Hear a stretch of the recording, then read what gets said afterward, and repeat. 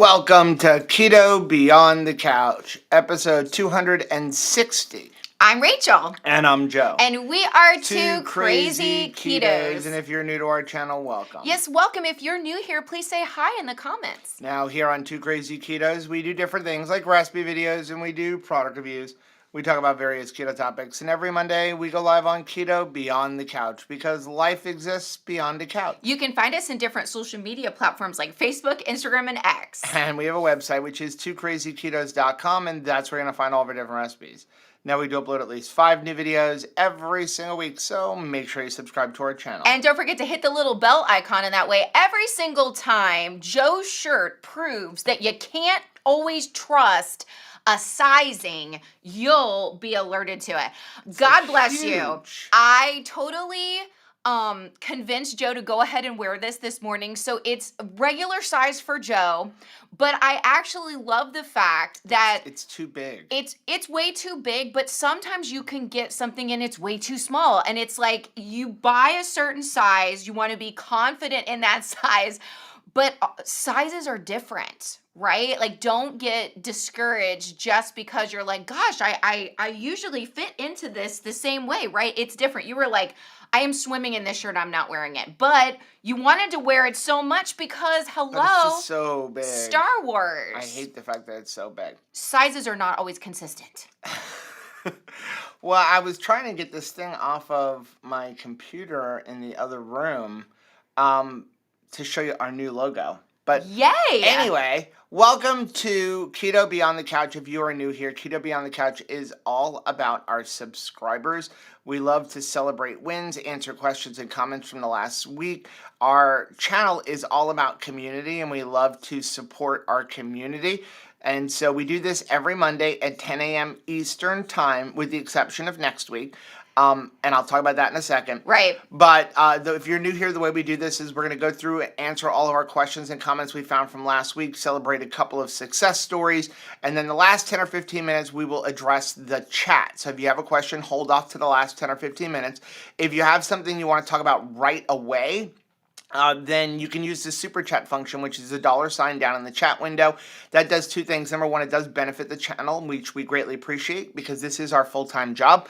But more importantly, what it does is it highlights our screen and lets us know you have a question so we can address it right then and there.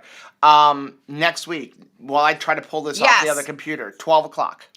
You want to tell them why? 12 o'clock. We're going to do Keto Beyond the Couch at 12 p.m. next week, right? Next week. Oh, yes, because I'm like, what is it that you're trying to get me to say? We are going on a family cruise this week. So excited for that. But it means that we're going to be coming home from that cruise on Monday morning. And we don't want to say we'll be here at 10 a.m. because I'm not confident that we will be back in time. And so we had two options. Either we would previously record it or we would go ahead and go live just a later time in the day. And so we have chosen go live, but go live later in the day. So we will have Keto Beyond the Couch next Monday at noon, and we're going to do it live.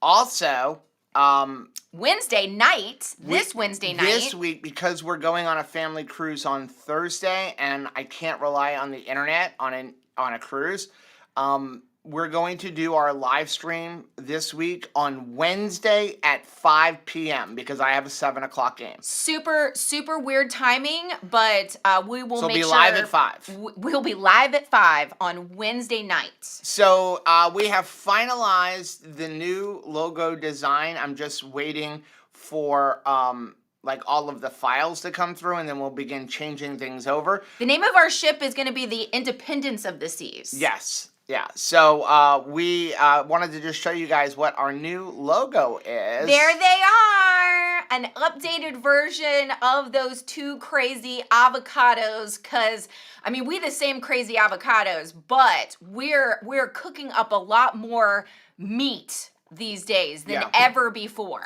So it's interesting going through it. I think we really annoyed the designer because Rachel's like, I want it to be like a lion, a tiger, a dinosaur. For some reason, we're shooting off all of our little subscribe things at the bottom of the page. I put it up. Oh, yeah. okay. So, I don't know why everything is so dark. Things just look darker than they're supposed to. I'm more tan than normal. That must be it. But yeah, so we kept telling him to change things, and we're like, go back to the avocados. Yeah. Go back to the avocados. We're gonna leave the avocados. The avocados are us. They're us. Like some of the ones with dinosaurs and stuff were cool. They were. But they weren't us. And No. so we just showing it one more time. We basically have them do the avocados, but we're grilling some meat, and Rachel's still holding her coffee. I will always have like bow in my hair or some nutty hairdo and my cup of coffee, of course. So let's get into Keto Beyond the Couch. So when can we order shirts from Quiet Storm? I have to wait for the logo design to, I need the actual files. We just this morning told them, yes, I like that. This is probably the most relieved artist ever. Yeah. They're probably so glad that we are done and have selected it because, boy. It was the same artist that did our other two logos, those were competitions. And then we really liked their work so much, we're like, can I just hire you directly? So they didn't make as much money off of this one as they did off of the other one. We made them work way harder. But I think they did very well on the other one. So if you ever do need a logo, I highly suggest, we don't make any money, we're not affiliated. No. It's a website called Design Hill. We've given them a lot of our money. And so Design Hill, and they don't just do logos, but they also will do your websites and stuff. And you can basically create a competition. You go out, you say, this is what I want. And it's anywhere between $200 to $400, depending on how many artists you want to be able to participate, and also how many revisions. Like we did, the $350 level where it's unlimited revisions, and to only top level designers. And they basically all submit, and then you pick the one you want, and then you can make little changes here and there. And I really thought the process was great. And this one, it was $150 to have the artist design the logo, and they give you all of your different files.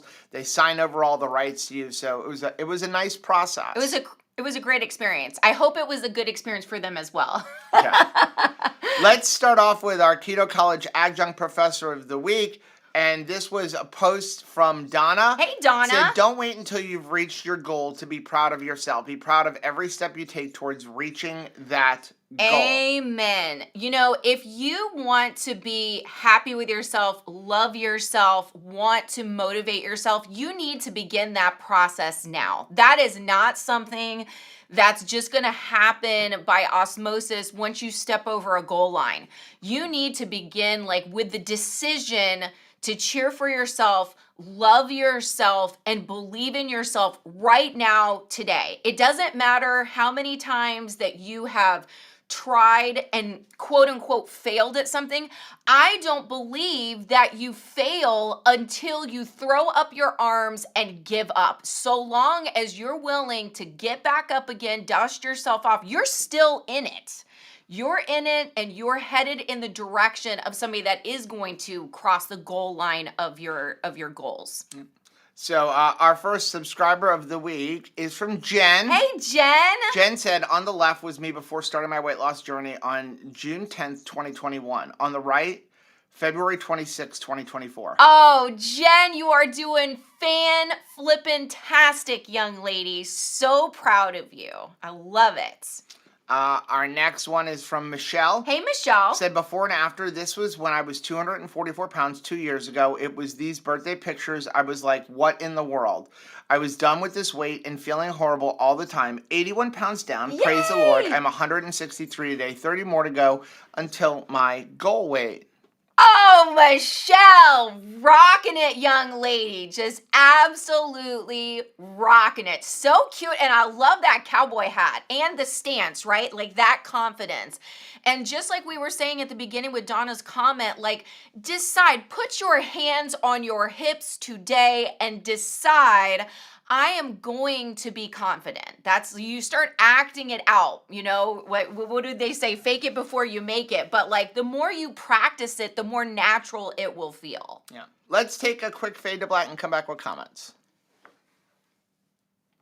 I am so excited about this week and the mandatory family fun that we are about to embark on. I'm so thankful that we got at least 2 out of the 4 children to go with us on a trip. We're actually taking my mom also and Anthony's girlfriend Sarah. Like, it's just so flippin' excited about this week and all the fun. And we've got some first-time cruisers.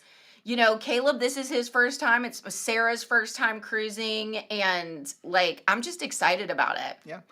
Lynette said, there is a lot of federal regulation in the clothing industry, but there is no federal regulation on sizing. Clearly. And it's not something that, you know, we can really take a hit on that as far as, like, self-esteem goes. But it's clothing. So if this thing, he tries this on and his other shirts fit fine and this one is tight. You may have one in your closet that is just run small. You had some recently that we had gotten that were like Sesame Street ones. And for whatever reason, every single one of those shrunk up in like a weird fashion to where it was like a tube top suddenly. Yeah. Well, that was an indication that like you're failing in your way of eating. It just meant that for whatever reason, like it's just they were made shorter. Right. It was like fitting you wide, fine, but it's just like, it's funny when you try on clothes, your clothes are supposed to be something nice and bright, showing your creativity and your interests, things that you love. And it really upsets you when your clothes let you down in a way that it makes you feel sad instead of expressive, right? Like, yeah. I don't want my closet to be a place where I'm sad. I want to be a place where I'm inspired, right? I was just, Sally just asked, what is the name of the website for the design? It is called Design Hill. I put it into the chat, designhill.com. Okay, let's get into our first comment. It's from Shannon. Hey, Shannon. Said, hi, I've noticed each time I eat Keto Brick, no matter the flavor, I wake up the next morning with achy knees and elbows, knowing a bit more about inflammatory ingredients than I do. Which do you think might be causing it? I'm trying to figure out what I need to avoid in other foods. Thanks. Ooh, there's not a whole lot of inflammatory ingredients in Keto Brick. So some of them are made with whey protein, and some of them are made with pea protein. But you're saying it doesn't matter the flavor. Right. So, for example, this one here is the mint chocolate, and it's made with organic pea protein and rice protein. So if you're only having it with the pea protein ones, it could be the pea protein. Most people don't have problems with whey. When you have a dairy allergy, it's usually to the casein, not the whey. Whereas, like, because this one here, which is the nootropic, is made with whey protein. The only other things that could be in here, you could have a sensitivity to maybe stevia. So what I would try to do is narrow that down and maybe try having some products with just stevia, see if it's the stevia itself. Because there's not a whole lot in here that would cause any kind of like inflammatory issues. They're using MCT oil, which tends to not be inflammatory. So, and then it's cacao butter. Cacao! But, you know, it could be the natural flavors, but I doubt that that's what it would be. Yeah. So hopefully that helps out a little bit.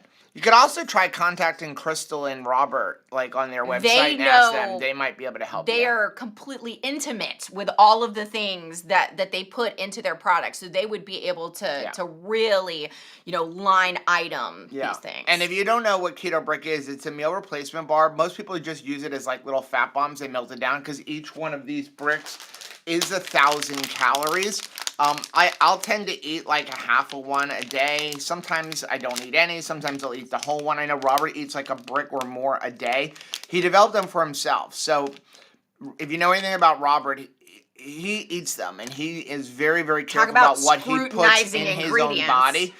But I did want to say they are having a 6-year sale right now because statistically 50% of businesses fail in the first 5 years. Right. And they just hit year 6, so they're doing a 15% off sale. So I made a post in Mighty Networks and on Facebook and everything yesterday. That sale is running through Friday. Use our link down below, and you can, when you put in the coupon code, which I don't remember what it is off the top of my head, but it is on our Facebook and our Mighty Networks group, you'll get 15% off. That is such a beautiful thing. That is, when we read the news or we read reports, what is there when we discover something that we can, instead of being sad about it, focus on the good? Like him noticing that, hey, statistically, businesses go under after 5 years. You know what I noticed? We're still in it. And I saw that he took the whole crew out to dinner to celebrate the fact that they are the exception, that what they're doing is working, right? And that they as a unit, as a workplace, are flourishing and growing. And I think to myself, like, how many times do we take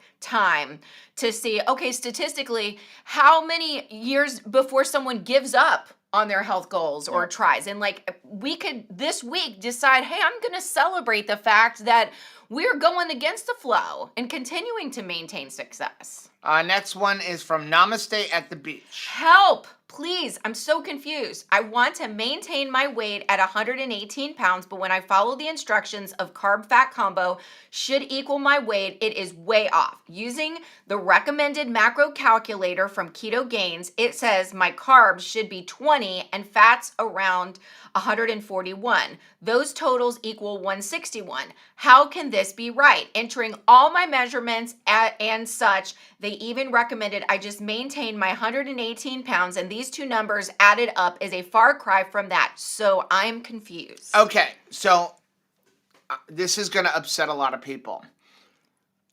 None of the keto calculators out there are any good. None of the macro calculators. I don't care whose it is. I'm not trying to offend anybody. I'm not trying to offend Maria Emmerich.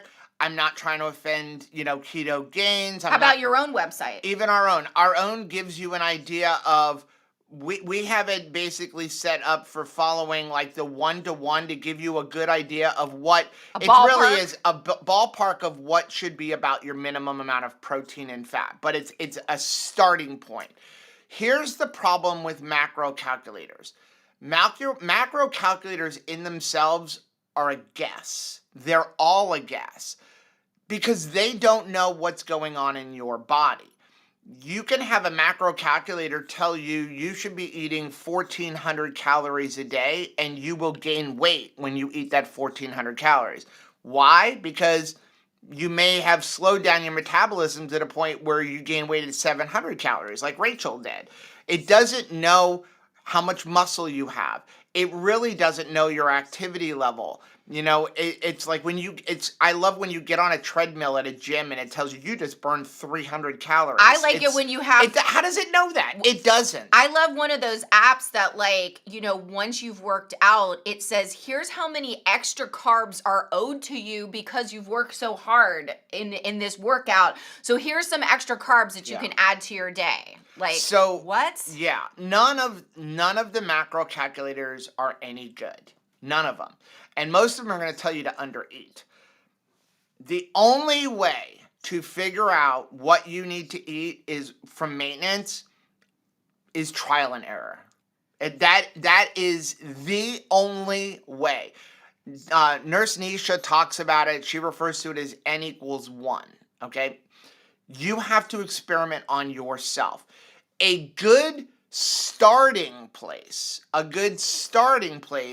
would be taking your weight, your current weight, and eating that in a minimum of protein. So if you're 118 pounds, a minimum of 118 grams of protein per day and a minimum of 118 grams of fat and carbs combined.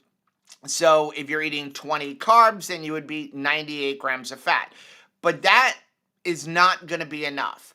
That's the starting point, and then you're going to increase. If you're trying to maintain and not lose weight, well, the only way you're going to accomplish that on keto is to eat more fat. Okay, your body doesn't use protein for fuel unless it has to. You do need protein. Don't skimp on protein, because skimping on protein is going to lead to muscle breakdown, losing bone density. It's really important to get your protein in it. It's a building block. If you're trying to maintain your weight, you're probably going to be looking at 2 grams or even 3 grams of fat per gram of protein.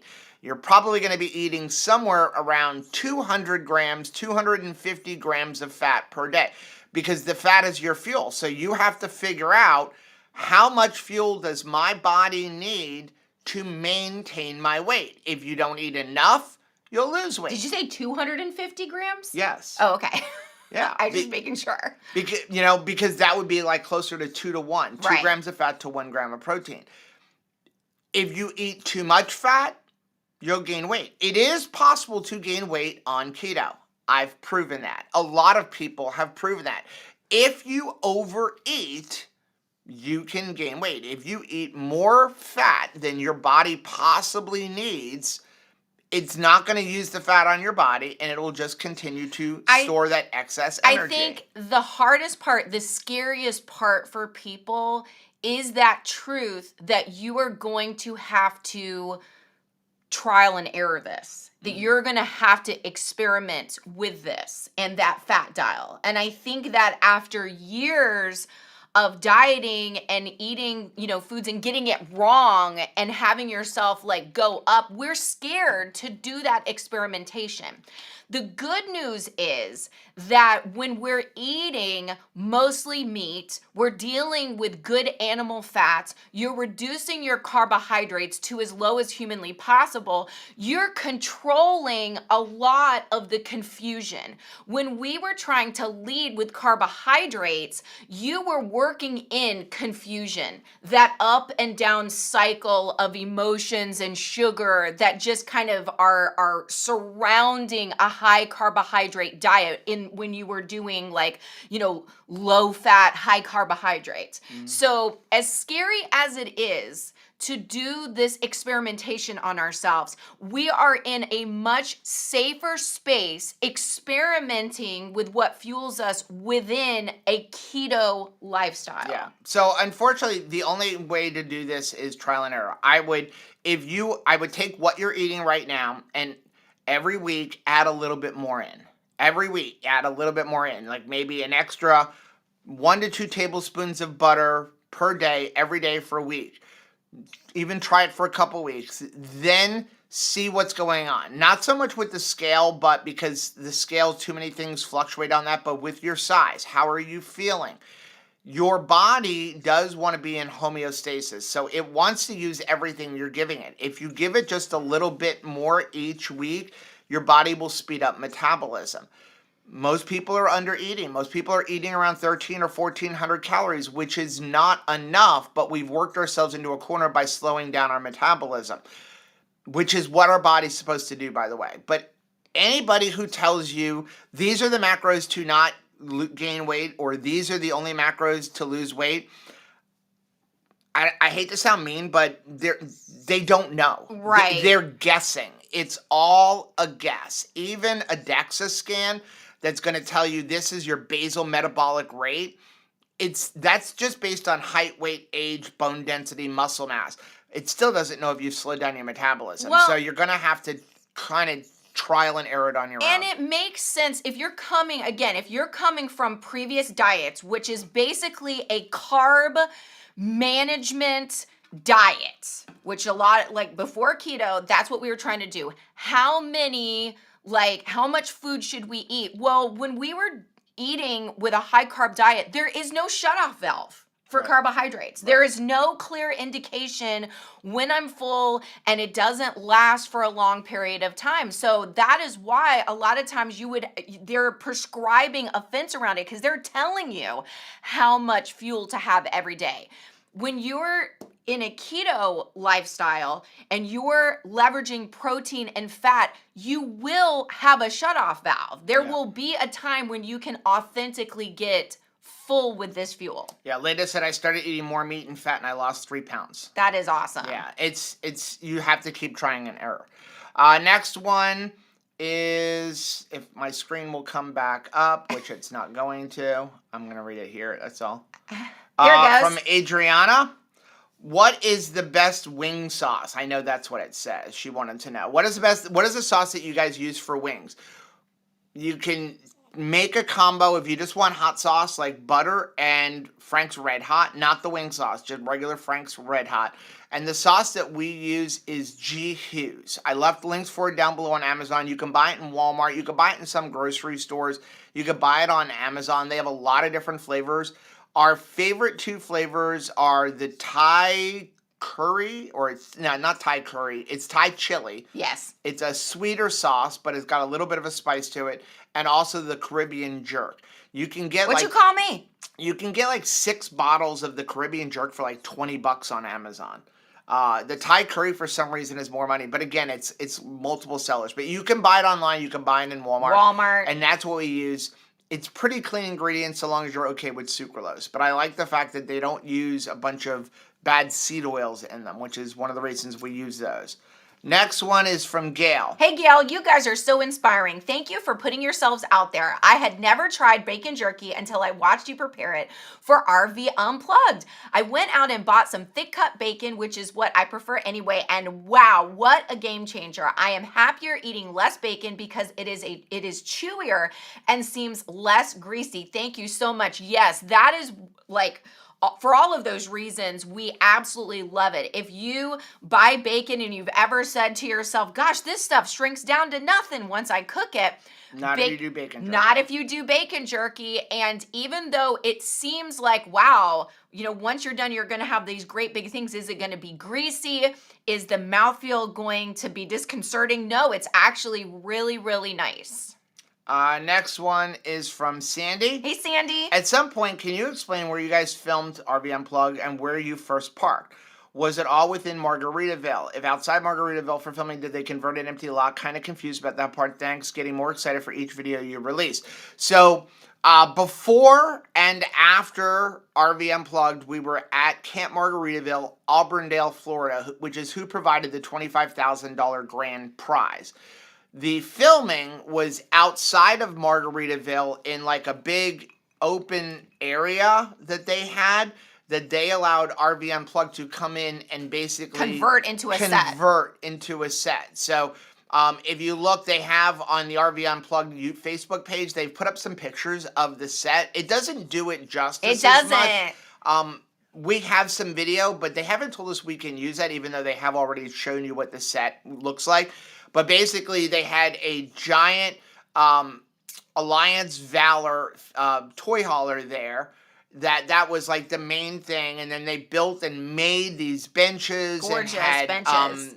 All of these plants and sand and rock put in. And then there was a Winnebago for the laundry room where you air your dirty laundry.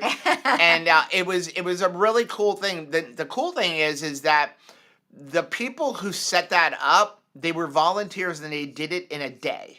Amazing. What can be done when people work together? And we've actually told them that we would love to come back next year wherever they film RV Unplugged Season 3 and be a part of that behind the scenes. We'd like to serve others. Helping serve others. And like, Ryan Miller from Miller's in Motion was the game master who would explain the games to us. And then, you had like Chris and Martha. Like Chris was the dummy. He's a nice guy, but like when they would have a game, they would and practice they need to know, on him. Does this work? He would have to go practice it over and over and over again to make sure it's doable, it'll work, and things like that. No one will be killed. But they did an amazing job. So, and then the finale rally, will be in Camp Margaritaville, Auburndale, Florida, in August. It's August 5th through the 9th. And anybody can come to that. You bring your RV. Basically, what you do is you go get your tickets for the finale rally, and then they'll give you a discount coupon to stay at Camp Margaritaville. And they also have cabanas if you don't have an RV. And so there, though, you do have full hookup. You won't be subjected to us like we were, where we didn't have any electricity. Now, Wednesday is going to be the release of the first promo, the first look at what is happening. Wednesday, I'll be on the field at a game, but you will be live in the chat. They're going to release the promo video, It's really cool. It's really fun. It is really cool. I'm excited about it.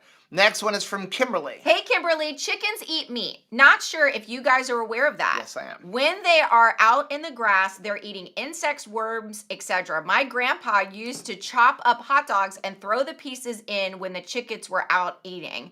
It was funny, but yeah, a lot of people don't know that. Good luck, guys. Yes. We have 10 chickens, and we are well aware that they love meat. Chickens are not vegetarians. No, that's their favorite thing. Chickens are omnivores, and they will eat anything you give them, including you.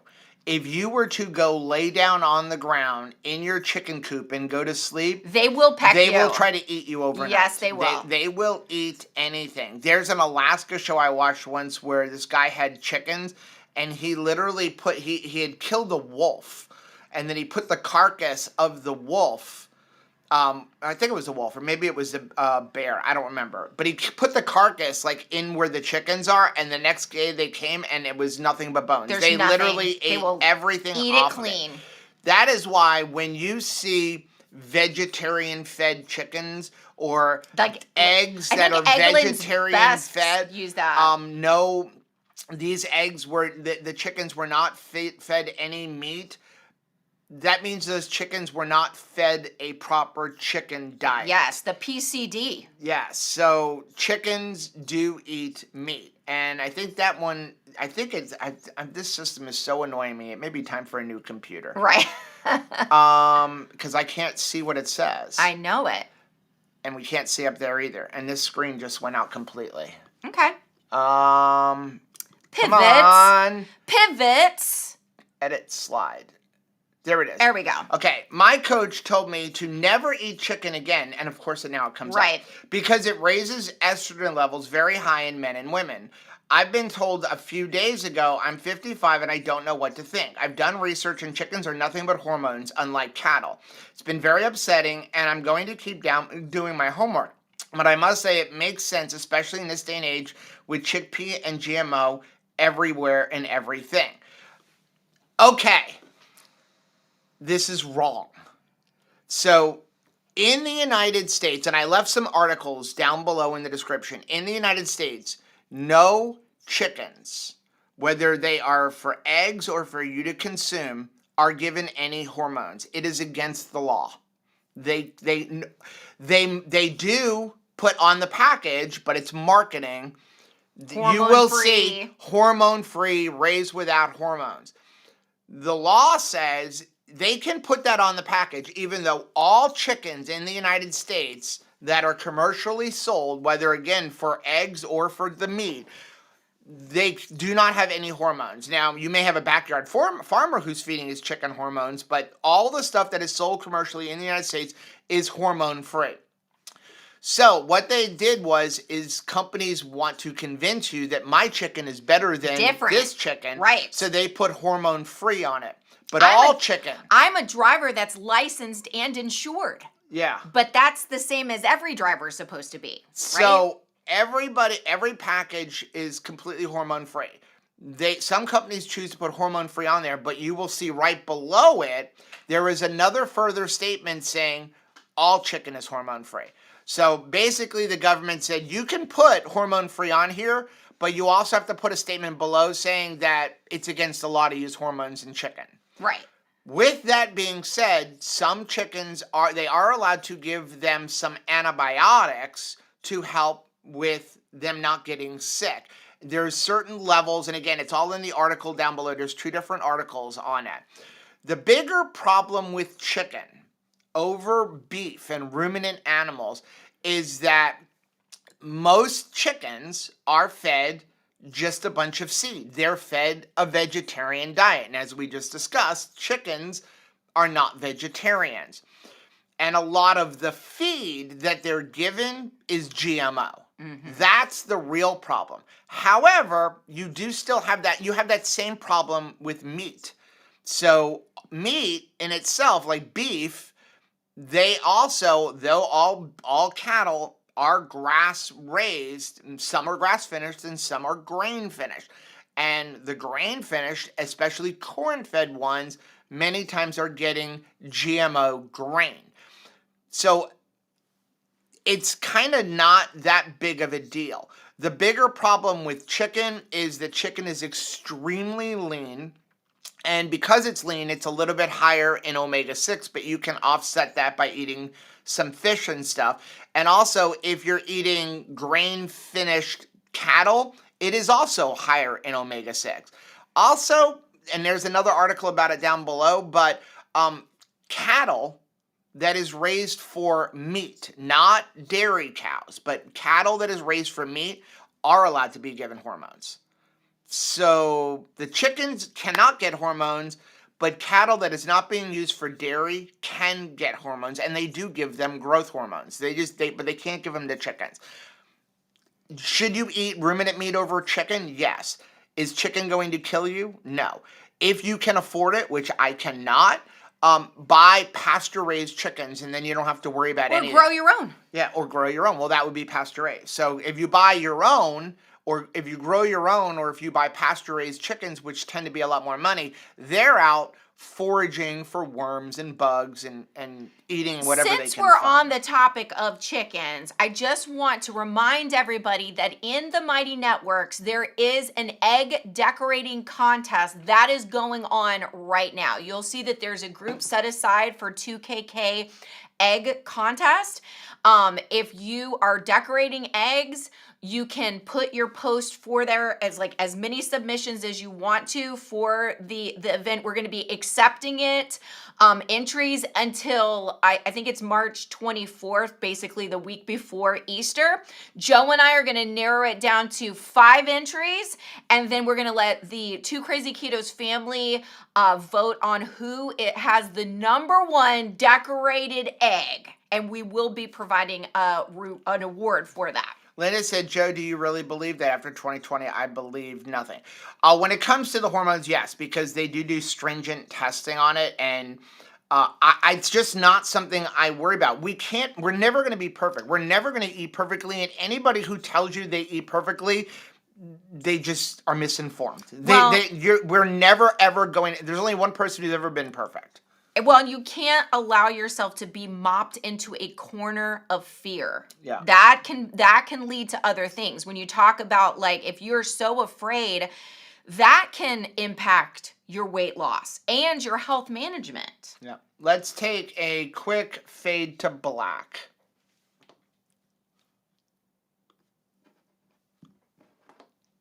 Okay. Are we back? We're back. I can't tell because I can't see things, and this is glitching out. I know. I don't know why. Next one is from Alyssa. Hey, Alyssa, still struggling here. However, today I ate 0 carbs and drank nothing but water and flavored no sweeteners carbonated water. I have been off track for so long, I think I got myself into trouble with diet drinks. I think they make me have cravings. I have heard it takes about 3 days for the cravings to go away, so I'm giving it my best shot. One day down, when I first started keto a year and a half ago, I remember thinking how it was the easiest diet I'd ever done because I was never hungry and I didn't crave things. Just trying to get back to the place. As bad as I have been eating over the last several months, I am still not giving up. So, yeah, unfortunately, diet drinks can lead to cravings because of the sweetness. And also because of caffeination. Caffeine is something that can be hard to break also, right? Even if, people are putting even Celsius and other things in the diet drink category. Right. Because it may be 0 to 5 or 10 calories per drink and low in carbohydrates. But we get addicted to that caffeine, and sometimes it can take even more than 3 days to wean ourselves off of that. Next one is I'm just going to have to keep doing it this way. Okay. Is from Tammy. Hey, Tammy. Question, are red meat and salty electrolyte pads for water safe for kids, 4 and 6-year-olds specifically? Okay. We are not doctors, nurses, or health professionals. But I will tell you this. Would I give salty or element to my 4 and 6-year-old? Yes, I personally would. What are we maybe not the whole pack, because they probably won't like the whole pack anyway, but we have no problem letting our kids drink Gatorade. And this is going to have much cleaner ingredients, much better ingredients from better sources. People worry about the potassium in them. There's less potassium in a stick of salty than there is in a banana. So if you're willing to give your kid a banana, then you should be willing to give your kid a salty when it comes to potassium. When it comes to sodium, are we letting our kids eat McDonald's? Right. Because there's more sodium in that than there is in a salty. There's more sodium in a McDonald's milkshake than a lot of these products. There's more sodium in their milkshake than there is in some of their hamburgers. So I think that this is something, again, this is just my personal opinion. Would I give it to them? Yes. You know, companies are not allowed to say, for example, like Keto Chow, they have to say, you know, not intended for use for kids and pregnant women. But how come they don't have to say that on a pack of Dino Nuggets? That is a great question. Right? Like, can we all agree, probably could even agree before we started keto, that SpaghettiOs probably isn't the healthiest food in the world? How about goldfish crackers is not a switch out for actual food? How about that? How about Cheerios can't solve all the world's ills? So, what is that? TJ said, salty messed up, putting 6 citrus splash in all the things packed. The stuff is nasty. I actually like the citrus one. Yeah, me too.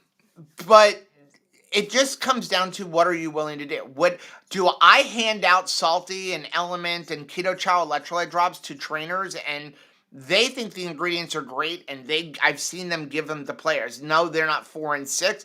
But I can tell you, I've given them to several of my friends who have 6 and 7-year-olds who play lacrosse, and they give them to their kids, and nothing has happened. It's maybe give them a half, but our kids need electrolytes too. Whether or not you're on keto or not, we do need potassium. You know, the recommended daily allowance for potassium is like 3,500 to 4,500 milligrams per day. It's lower for women. I think it's around 3,000 for women, but these have like 300 to 400 depending on which brand you're looking at. And again, an avocado, a banana, they all have more potassium than any of these electrolyte drinks.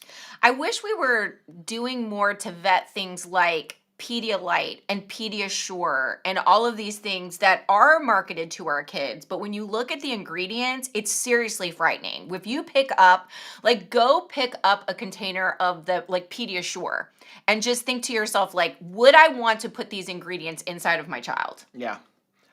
Next one is, let's see if I can edit this slide. From Jennifer. Hey, Jennifer. A successful entrepreneur doesn't look at 24 hours ahead. They look at 24 days, months. To succeed in this way of eating, I try to avoid the impulsive 24 seconds or 24 minutes ahead, and I focus on 24 days or weeks to avoid impulsive decisions.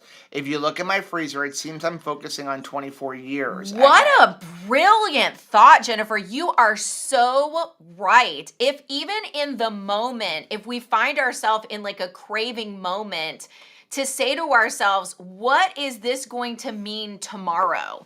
What is this going to mean? Am I making a decision right now that will impact me positively for tomorrow and for next week?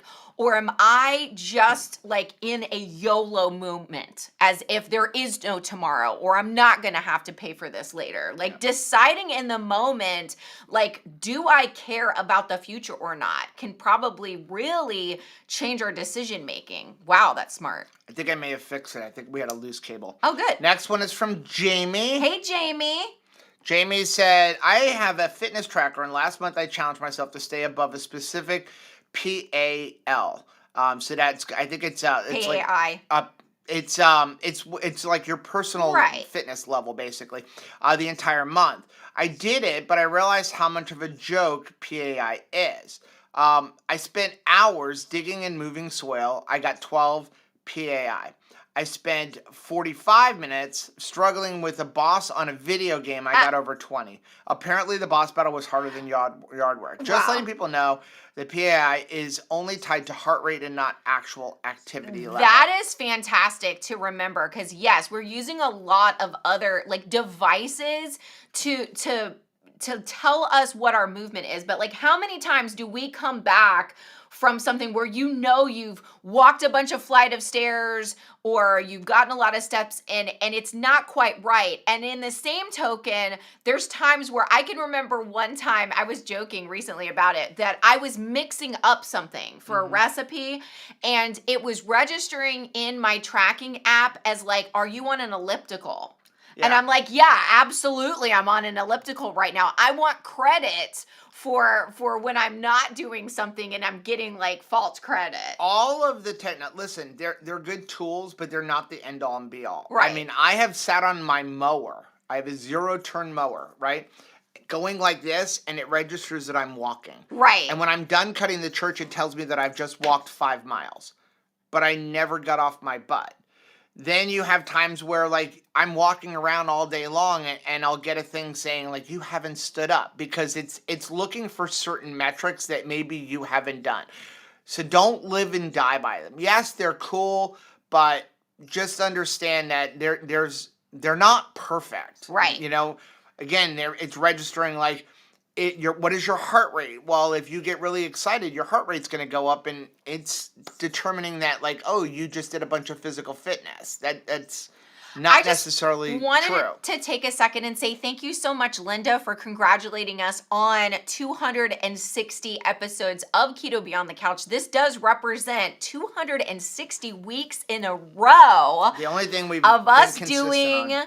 It consistently. I'm really thankful for that. Next one's from Antoinette. Hey, Antoinette, I found your podcast on iHeart. I went from your very first one to the last one in 2023. Are you continuing to do podcasting? I miss them, or are you not doing them anymore? I find them super helpful. Thank you. We are working on bringing back the podcast. We did. It just got a bit much, and we had a lot going on, but we are working on getting back the podcast. I'm trying to arrange some guests, and we're trying to come up with some topics. The podcasts were harder than we thought they were. They actually take more editing than the video. They do. To do it right. And the sound's got to do, and when you interview people, there's even more to go in because you got to get their audio and the video, and you have to the video, and you have to worry about their sound. And we had a lot of podcasts where we interviewed people, but the audio was just not something I was willing to put out because on their end, and I can't control their end, you know, they were in a bad environment, people were coughing, and it sounded horrible. And so we stopped, but we do want to bring it back because we are paying to have them there anyway. Right. But we are working on bringing them back.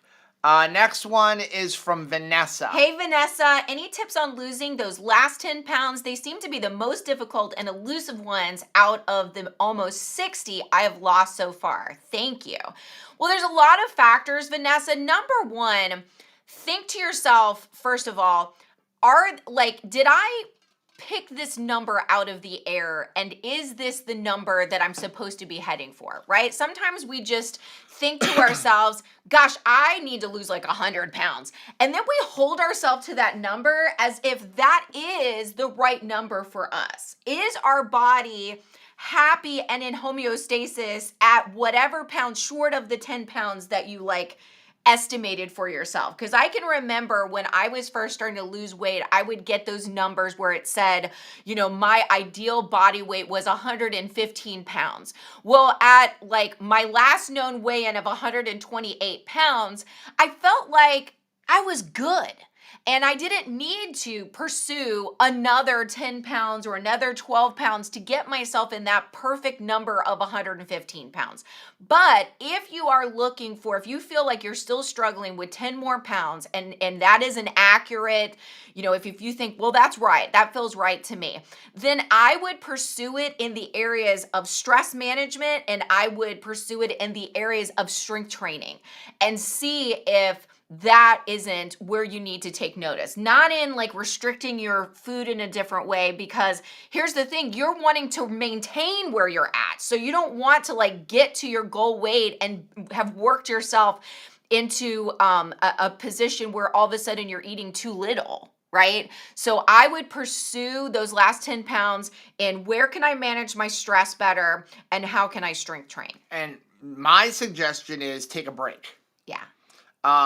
instead of focusing on losing 10 more pounds, take a break, do some maintenance for a while, maybe slowly increase the amount of food you're eating for a couple of months. Every week, like we were talking about earlier, every week eat an extra 50 to 100 calories a day, an extra 1 to 2 tablespoons of butter every day for a week, and then next week add a little bit more, and then next week do that for 6 to 8 weeks. Stay there for a couple weeks, and then you can take a little bit of that off, and that 10 pounds will come off. And that means you got to live with the extra 10 pounds for another couple months, but in the long term, you're going to be happier, and you'll end up eating more than you're currently eating now.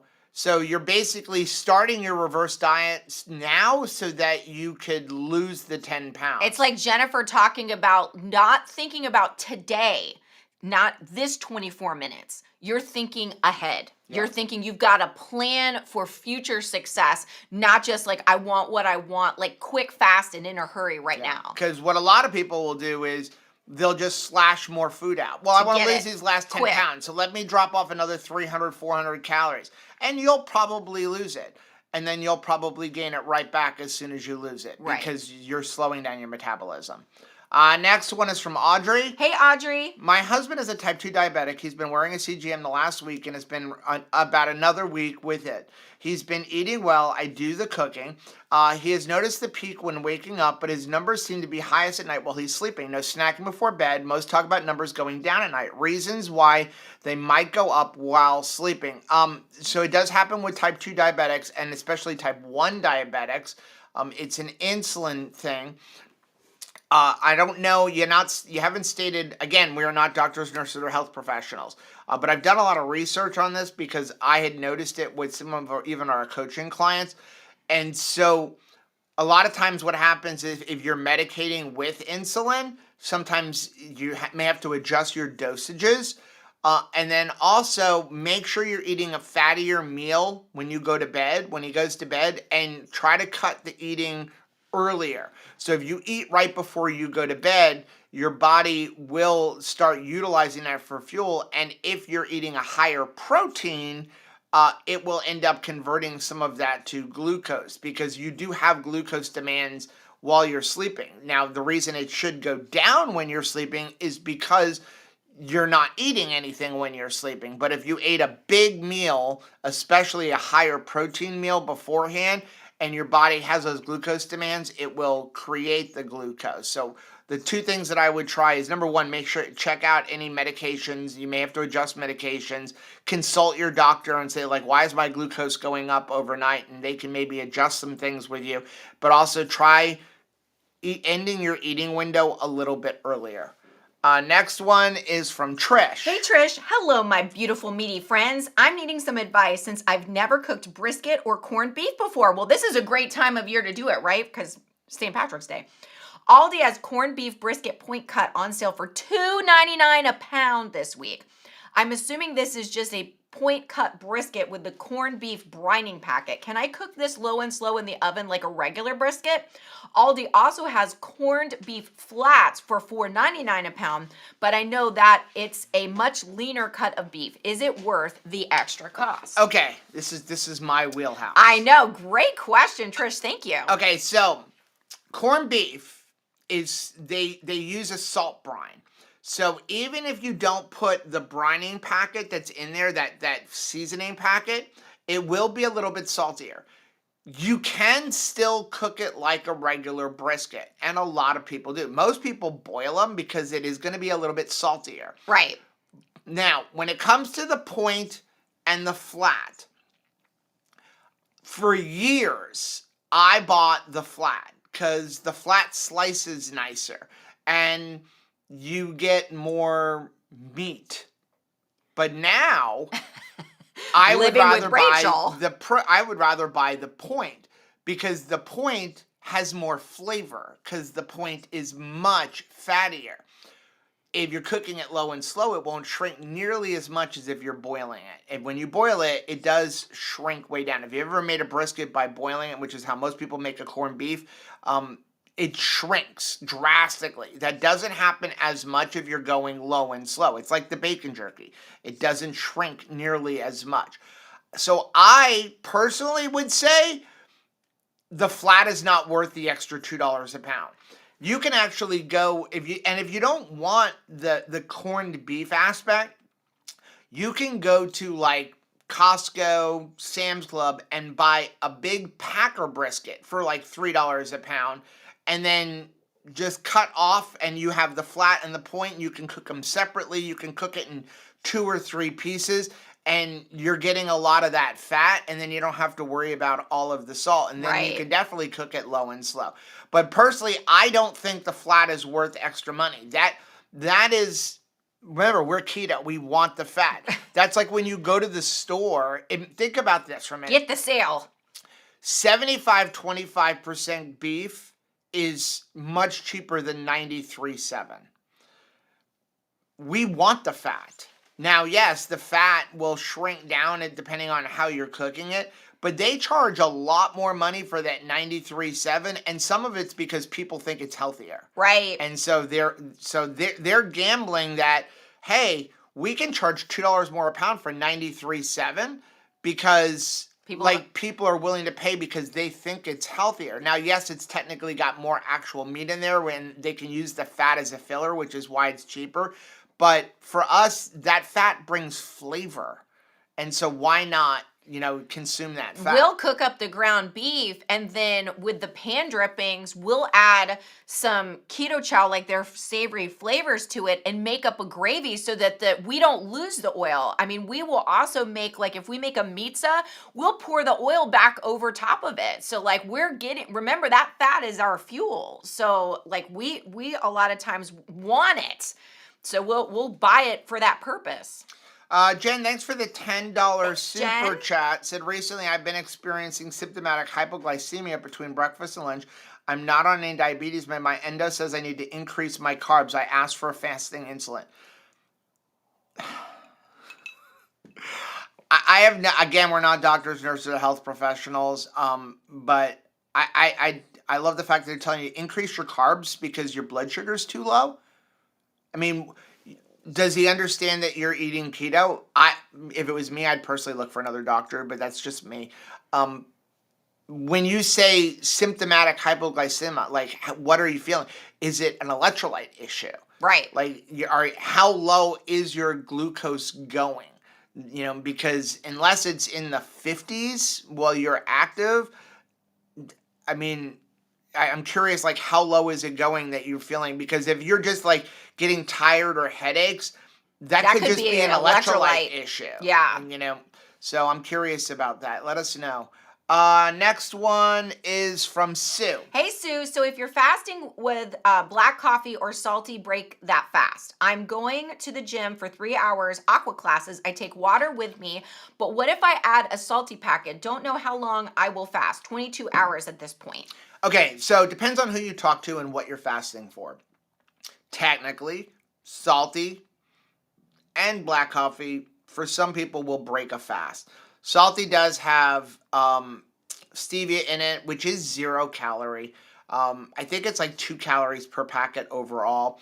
Black coffee actually does have 4 calories per normal 6 human ounce size. Cup, per 6 ounce cup. Dr. Berry recently had a post up and said, like, people wonder, like, what's going on, and if you're drinking like 3 big cups of coffee, you could be drinking 9 to 12 carbs per day just in coffee. Yeah. And that's not even Rachel cups. Mm-hmm. That's, there are carbs in coffee.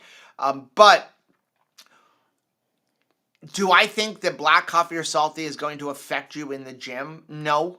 If anything, the caffeine will give you a little bit more energy, the caffeine from the coffee.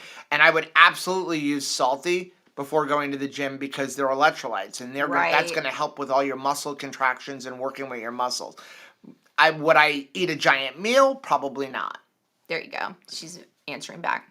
Okay, so Jen said, my glucose goes down below 50 when I get shaky and sweaty. I drink Relight all day, so I don't think it's an electrolyte issue. It's odd that your glucose is going down what you're low eating in the middle of the day. I see Adrienne is answered back too, because she has had hypoglycemia for 10 years, and she said the only thing that cured it was cutting all the carbs. Yeah, because again, if your glucose is dropping that low, that means your body's producing a lot of insulin. Right. So now look at, why is your body producing so much insulin? What are you eating that your body is creating a lot of insulin to lower your glucose? You might want to try cutting out sweeteners. You may be having some severe cephalic insulin responses because, again, like carbs are going to induce insulin. And so, yes, they're going to say eat sugar. That will bring your blood sugar up, but then your body's going to create more insulin, which could bring you into more insulin resistance. So I would try going less carb, as Adrienne is talking about, and figure out, what are you eating that's causing an insulin reaction. I'd only drink the Relight I would with make sure you're mealtime. eating more fat. Yeah. Yeah, If you're up that doing fat. if you're doing a bunch of Relights and stuff, only eat them when you're eating a meal. Because remember, anytime you put anything in your mouth, you're going to have an insulin reaction. If you eat a nut, you're going to have an insulin reaction. Yeah. Next one is from Jeff. Hey, Jeff. Okay, guys, I've heard two different things on when to test. I've heard first thing in the morning for BS and ketone, but I heard Joe say an hour before you eat your first meal. I tested first thing this morning.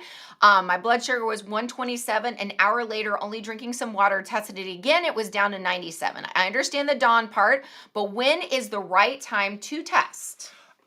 Well, first of all, we're not huge on testing.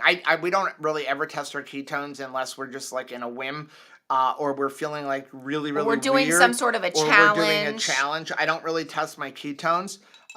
When it comes to blood sugar, you're right there. So that would be totally normal. When you first get up in the morning, your blood sugar is going to be higher. That's the dawn phenomenon. You want to have that. A little bit later, it's going to come down because now your body has used up that glucose that it created so that you can get your body moving. If you're testing to see what's going on with food you eat, what you would want to do is test like right before you eat, test your glucose. Then about an hour later, after you've eaten, test again and see where's your glucose. It's probably going to go up, but it's how much does it go up is what you're looking for. Because our glucose does go up and down throughout the day. 2 hours after you eat, it should be back to normal. That's really the best way to test food. The better thing to do is to wear a CGM because there's so many variables when you test with a finger stick. When you have a finger stick, if there's anything on any kind of sugar or anything like that on your finger, that's going to change things. If you were stressed right before you had the test, it's going to give you a higher glucose. If you then go, let's say you eat and then you just came back from a run, your glucose is going to be higher. So, and those machines can be off by as much as 20%. But overall, if you want to just test your glucose right before you eat and then about an hour later and then 2 hours later, and then that should give you a good idea of what's going on with that food. As far as ketones midday before your first meal, your ketones are generally lower in the morning and then they are lower again after you eat. No matter what you eat, your ketones will go down when you eat. Next one is from Donna. Hi, Donna. Has anyone made the bacon jerky in a dehydrator? Joe said temperature 165 to 200 for the temp. Just got a Magic Hill Pro Food dehydrator, temperature 167. Made jerky in it. It wasn't like the oven. Not sure if I can't cook it in the dehydrator or I need to leave it in longer. Any suggestions? So to make bacon jerky, it should be the highest temperature that your dehydrator can go. Generally between 150 to 167. Mm-hmm. You're going to cook it in there for a minimum of 4 to 5 hours. 200 is too high for bacon jerky, in my opinion. So most ovens will have, if you're going to do it in the oven, will have a keep warm setting, which is 170. So that's what I would put in there. At 200, you're going to start cooking off a lot of that fat instead of having it be more like a jerky. It's probably the maximum temperature you can go, but obviously it will cook faster, but you could also burn it at 200, whereas you're not going to burn it at 165. At 165, that's why it's a good temperature, is because that is the appropriate temperature for eating pork anyway. Right. But you're probably just not cooking it long. And remember, it's jerky. It's the fat is going to be chewy. It's not snotty bacon. But it's also not crispy bacon. Right. Okay? You're never going to get that in a dehydrator. But I learned even with my meat thins, like especially if I'm doing a big batch of them, I have to cook it for 5 hours instead of 4 because I just keep adding a lot to the amount I'm cooking. When I started out, I would make if it come with 2 packages, I'd make 1 pack. Now I'm making two at the same time. I'm making a big batch of it. So I go ahead and let it cook for 5 hours, whether I'm doing the bacon jerky or I'm doing meat thins, and it's fine. It's like you're not gonna overcook it. Mm-hmm. Last one is from Barbara. Hey, Barbara. Thought Joe would get a chuckle out of this. Says the serving size of shredded cheese should just be until you feel better. And the nutritional information doesn't matter because it is medicinal. This is my emotional support cheese, is what I think you're saying. Are you planning on having a little emotional support cheese on your cruise this week? I don't know. I haven't decided. Haven't Depends on what decided? we're doing. I've decided I'm going to have some emotional support cheese. Okay, let's get into some comments. I did see this one from Carmen. Hey, Carmen. Said, good morning. It's my birthday and I'm at work. It's your birthday. My last day of being at work on my birthday. A lot of laughs are coming up for me this school year. You're retiring this year. How cool is that? Okay, let's sing happy birthday to Carmen. You ready? Happy birthday to you. Happy birthday to you. Happy birthday, dear Carmen. Happy birthday to you and many more, so many more. And congratulations to you, Carmen. Your last birthday at your job. How cool is that? John said, good morning. Starting Good morning, beef, butter, John. bacon, egg today. My wife got back from her cruise with a lot of excess water weight. That's common. In a single day, she already lost almost half of it. Wow. The look on her face when she got on that scale. Why is she getting on the scale, John? He said, I told her to stay away from the scale for a couple days, but she didn't listen. It'll break your heart. I'm telling you, anytime you come back from a vacation, chances are, no matter how good you eat, you will come back from that jacked because different atmosphere, like the stress of traveling, like things happen. So like give it a few days and then weigh if you feel you need to weigh at all. Yep. Sandy, how long does it take for A1C to come down? I've been keto for over 6 months and it only moved 0.1 from 5.7 to 5.6. I also have Hashimoto's and sleep troubles from pain, adjusting my expectations. That's where to begin. Okay, so yeah. It's hard to say. What is your keto diet look like? How many carbs are you eating? What are you eating? Are you eating almost all meat? Dr. Berry has done some videos and some other people have talked about the fact that when you're eating a strict carnivore diet, sometimes your A1C will actually go up, but it's not the same thing. It's because your red blood cells are living longer. It's a theory that he has. My personal opinion is the A1C is more of an antiquated test now that we have CGMs and we can see more of what's going on with our glucose because, again, your red blood cells could be living longer. I wouldn't be concerned with a 5.6 or 5.7 A1C if it was me anyway because if I'm eating a strict ketogenic diet or a carnivore diet, like you're not a diabetic. That's not even a pre-diabetic number anymore. You know, you're obviously we can get it lower, but it's just not something I even concern myself with anymore because I know what I'm eating and I know I'm not going to have any problems with giving myself too much sugar. But it's different for everybody. I've seen people who had really, really high glucose CGM or A1Cs and come down in 6 months. And then come down in 6 months. And I've seen people in this situation, and there's a lot of things that you can actually adjust your A1C by doing certain things. Like if you go donate blood, like right before you take your A1C test or a week before your A1C, you'll actually end up adjusting your A1C level. So like there's a lot of ways that number can get manipulated so you don't know really what's going on. Next one is from Barbara. Hey, Barb. Sometimes I eat a lot and I lose weight. Sometimes I cut calories and I gain weight. It's so confusing. We're people. Because the thing is, too, it's not just that. It's not just what we're eating. It's what else is going on in our life. Like, I mean, it's just, there's a lot of factors going. We act like it's only what goes in and what comes out, but there's just so many more. Our lives are so much richer than just that plate of food. And there's a lot of going on, and there's a lot of things that we can do to influence what's happening in our body. Meaty fan. Meaty fan question. Any opinion on how to reduce or get rid of dandruff? I've been on clean PhD spectrum for eating for 5 years, cutting dairy, eggs, still no change. I have no idea. I know that, like, I've heard people talk Some about of it's environment. Yeah, environment can make a big difference. What products are you currently using for shampoo, conditioner? A lot of times, like, the irritation on, like, our skin level can be impacted a lot. You could be sensitive to certain fragrances and different shampoos and stuff, like, that are designed to, they dry you out and can cause problems. Next one is from Katie. Hey, Katie. Question: I'm currently wearing a CGM. When I eat, my glucose goes down. When it goes down, how much does it go down?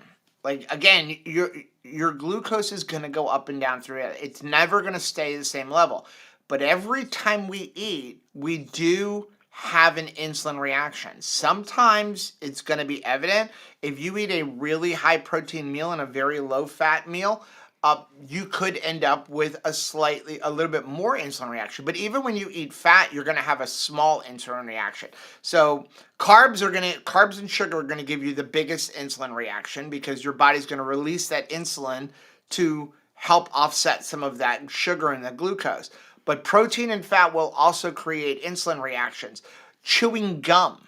So almost all of the gums out there that are keto friendly, they're sweetened with xylitol. Well, xylitol is not 0 on the glycemic index. It's like a 13. So every piece of gum you're chewing is causing an insulin reaction. Okay, so I'm just going to go right out there before anybody even watches RV Unplugged Season 2. I chewed a lot of gum on that, and it was because I was nervous. Yeah. When Somebody already made a comment that, like, stop chewing gum. It's annoying. Kiss my grits is my answer to that, because I was very anxious. There was so much stuff that, like, I could not control, like worry, doubt, self-doubt. Like, I was really majorly stressed out. And if, like, I'm sorry if me chewing gum upsets you, but then there's that. Is this? I'm wearing a CGM. When I eat, my numbers go down. The same when I exercise, it's backwards from what should happen. Am I broken? No, you're not broken. Should I be concerned? You might want to have some insulin tests done. Yeah. I would say, like, maybe talk to your doctor, but something is creating if your glucose is going down, something is causing your insulin to come out and lower your glucose. Unless you're just really good at calming yourself down, which will also lower your glucose. Yeah. But something is causing your glucose to come down, and that's usually going to be insulin. Okay, so people talking about brisket. That's one of your favorite subjects in the whole world. Quiet Storm said, I like to braise my brisket in a cast iron covered pot, throw a seasoning, pack it away. Yum. I end up browning it under a broiler. Yum. Yeah, and then Cindy said, we had some people over on Saturday celebrating my husband's birthday. We had brisket, burger patties, hot dogs, and coleslaw, keto cheesecake. That's his favorite. Keto chow fudge, and keto chow cookies. That sounds like an amazing dinner. A lot of times people are like, what am I going to do for my birthday? I need to, like, jump out of this keto thing for my birthday in order to totally enjoy my birthday from a culinary perspective. But it looks like Cindy had her husband covered on all sides. Yeah. Adrian said, if you're overproducing insulin, adding carbs will just add fuel to the fire. Yeah, because if you eat carbs, you're going to produce more insulin. Linda said, I noticed that I don't feel well when I eat chicken wings. I feel much better eating red meat. And that is true. So, listen, I'm not saying chicken, is the most awesome food. I'm just saying it's not nearly as bad as some people might want us to think. Ruminant meat is always going to be the best thing. That's the bestest. Whether you're eating grass-raised, grass-finished, or you're eating grass-raised and then grain-finished, ruminant meat is always going to be the best because of their digestive system, they can take almost anything and turn it into good food for us. So our body does not have the ability to digest and get the nutrients out of a lot of vegetables nearly as well as theirs do. So that is why many of the nutrients and the vitamins that we get, you get them much better and you get higher quantities by getting them from your meat. Now, vegetarians and vegans don't want us to know that, but it is true that pretty much red meat is going to have more vitamins and nutrients than pretty much any plant out there. And if you consume ruminant meat, beef liver, and salmon roe, you will get pretty much every single vitamin and nutrient that you need in better quantities than eating any vegetables, because the animals have the ability to turn something that we can't use into something that we can use. Really amazing. Let's see. I saw that Lolo cooks her corned beef in like in a crock pot. Yes. Which is also amazing. Boiling. That's how a lot of people do it. I'm looking, so Sydney said, Joe, I don't feel my that's Jen. I'm sorry. Adrian, is the protein meat? Because processed proteins can cause an insulin response because the body doesn't have to break the energy down very much. The energy is quickly in our bloodstream and can cause the insulin response. Yeah, again, the cleaner the meat, the better. Like, it's like, so chicken, like I said, they can't give it hormones, but they can inject them with like dextrose and stuff after the fact, and they have to put it on the label, so it will always be on the label. But all of that stuff, if you go buy a Costco chicken, you know, those rotisserie chickens are great, but they do pump them full of glucose water. Right. Now, we still use them to make them big and fat. Yeah. Adrian said, could sweeteners be in relight? It's so hard. I'm so sorry that you're in the space of finding a culprit. It's hard. It is. And again, it's going to be like complete trial or error. But here's the thing.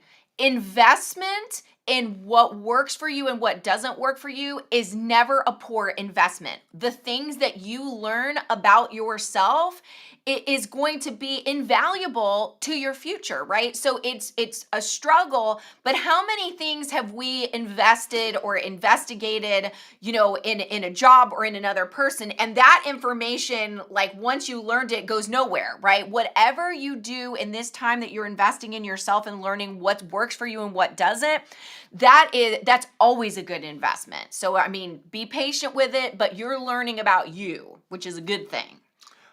John said, I know you all have converted to glass containers over plastic, but what do you think about the PBA-free plastic container?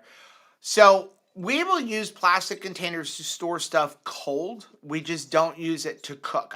We try not to unless we're out and about. I mean, it's not that we never do, but for the most part, where it's possible, we don't put hot food into plastic and we don't cook in plastic. So, you know, we have all the glass stuff. There's still other chemicals in the plastic. It's still plastic, and the plastic can lead to lots of phytoestrogens and cause other issues. So, you know, I think if you take cold food and you store it in there, we use Ziploc bags and we use our vacuum sealer. We just don't cook in it. We cook in silicone or we cook in like glass containers. Vicky said, good morning. I've been having one Medjool date. One of those little dates. To control my nighttime cravings, just bored munchies. Morning blood sugar has jumped to 199 this morning after being 115 all last week. Dates have a lot of sugar in them. Yeah, they do. You know, you've identified it correctly. It's bored munchies. So what can we do to combat boredom that has nothing to do with food? That is the investigation to have. And it's a hard one. Right. Look, what are you smiling at? Are you thinking about like mom and dad time together?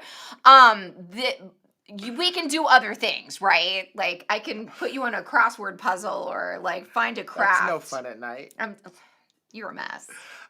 Sydney said, Joe, you were missed on Friday night, but we did have a great live stream. Yeah, I got to watch some of it on Friday on my drive home from my game. I watched some of it. I had such a wonderful time. Thank you so much to Cindy and Sana for having me on the live stream on Friday night. What a wonderful time. And just, it was a girls' night. It was a girls' night. I loved it. I was sorry that you couldn't be there, but I wasn't sorry that we went on without you.